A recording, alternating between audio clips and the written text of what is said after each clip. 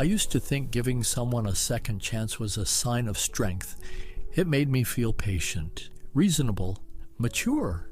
I told myself it meant I believed in people, that I wasn't the kind of man who gave up easily.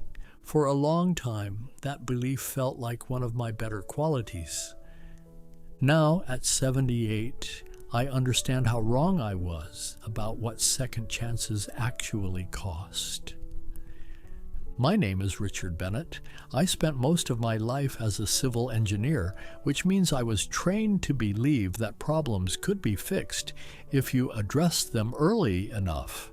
Cracks could be sealed, weak points reinforced, mistakes corrected before they turned into failures, but that logic only works when the structure wants to hold. I didn't understand that difference when it came to people. I believed that if someone disappointed you, it didn't mean they would do it again. If they crossed a line, it didn't define them. If they promised to change, it was only fair to give them time. And if they failed again, well, everyone deserves another chance, don't they? That belief followed me everywhere, into my marriage, into my friendships, into my family, into the way I treated myself. I thought patience was the same as wisdom. I married my wife, Eleanor, when we were young. We were married for 44 years. From the outside, we looked solid, stable, dependable. People often told us how lucky we were to have lasted so long. I used to take pride in that. What they didn't see were the quiet patterns that repeated themselves year after year. It wasn't betrayal in the dramatic sense. It was something smaller and more corrosive.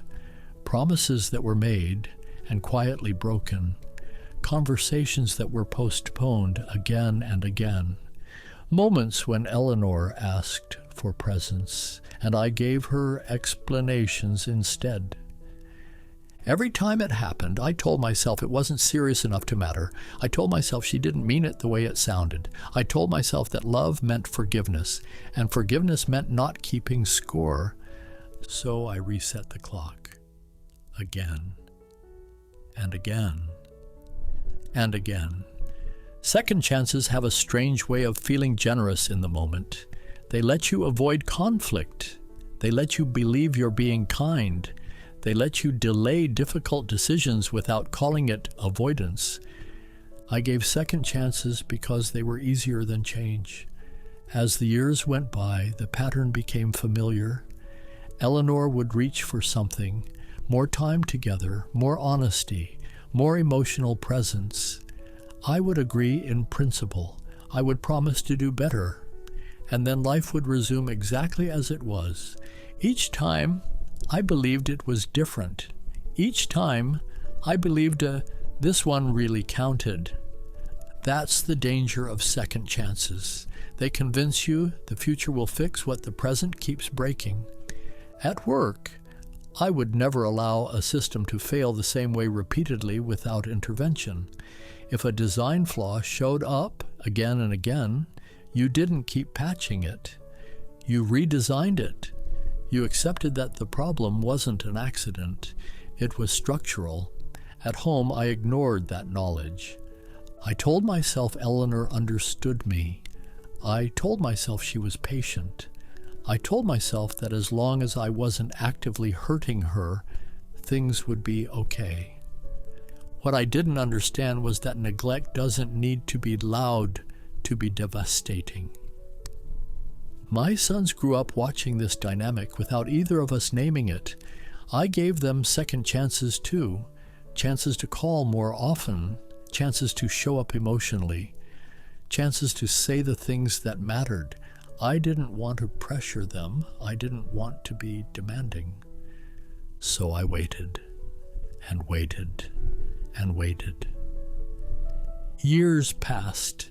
Second chances began to stack on top of each other like unpaid debts, individually small, collectively crushing.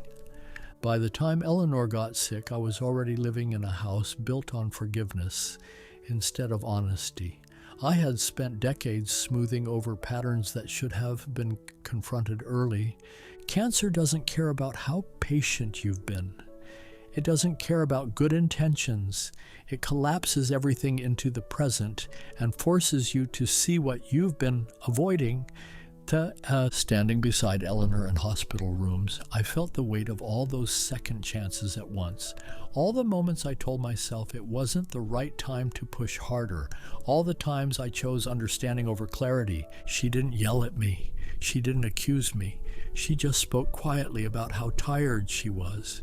Tired of asking. Tired of hoping. Tired of believing that next time would be different. That's when I realized something that still hurts to admit. Second chances don't just forgive mistakes. They teach people what you're willing to live with. I had been teaching the wrong lesson for decades. I had always believed that being patient made me a good man, that holding back, forgiving, waiting gave me some moral advantage. It made me feel calmer than people who confronted problems head on. I told myself they were impulsive, too harsh, too quick to draw lines. What I didn't see was that every time I gave another chance, I was also making a quiet decision about what my life would tolerate. Over the years, Eleanor changed the way she asked for things. At first, she was direct. She would say what she needed: time together, attention, presence. Later, she became more careful, softer, as if she were testing whether it was worth bringing something up at all. Eventually, she stopped asking altogether. At the time, I told myself that meant we were comfortable, that we understood each other without words, that she trusted me. The truth was much harder to accept. She stopped asking because she had learned what would happen. Another promise, another attempt, another second chance. And then life would continue exactly as before. I thought forgiveness was something you offered after a mistake.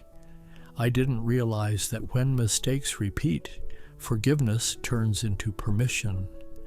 That realization didn't come all at once. It arrived slowly during Eleanor's illness, when there was no longer anywhere to hide. Cancer strips conversations down to what actually matters. You stop pretending there will be endless time to circle back. One night in the hospital, when the lights were dim and the hallway was quiet, Eleanor said something I still hear clearly. She said, "I don't regret loving you. I regret how much of myself I kept putting on hold, waiting for things to change." That sentence reframed my entire life. I had always thought second chances were generous. In that moment, I understood they can also be deeply selfish.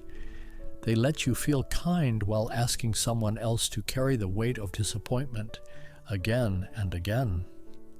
I saw then how often my patience had spared me discomfort at her expense. I never forced myself to confront patterns. I never forced clarity. I never forced change.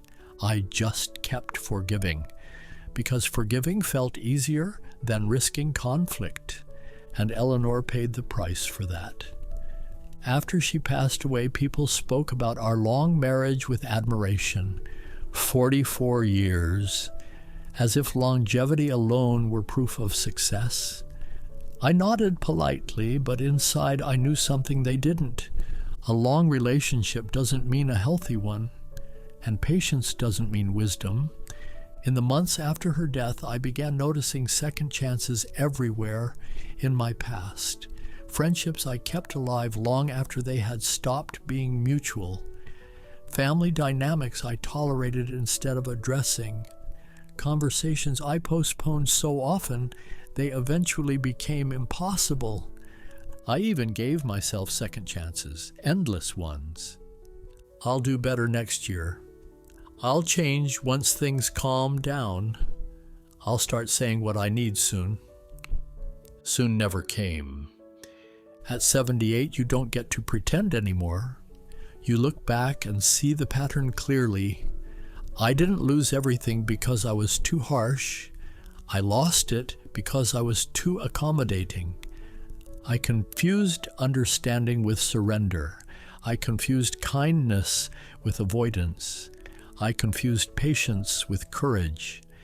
Second chances aren't always wrong, but they are never free. Every time you give one, you are deciding what behavior gets repeated.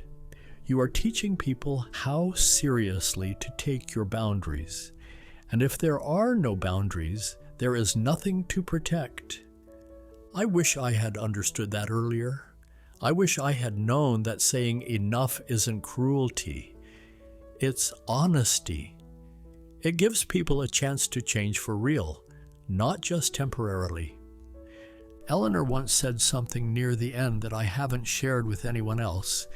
She said, "I think I waited so long for things to get better that I forgot I was allowed to want more."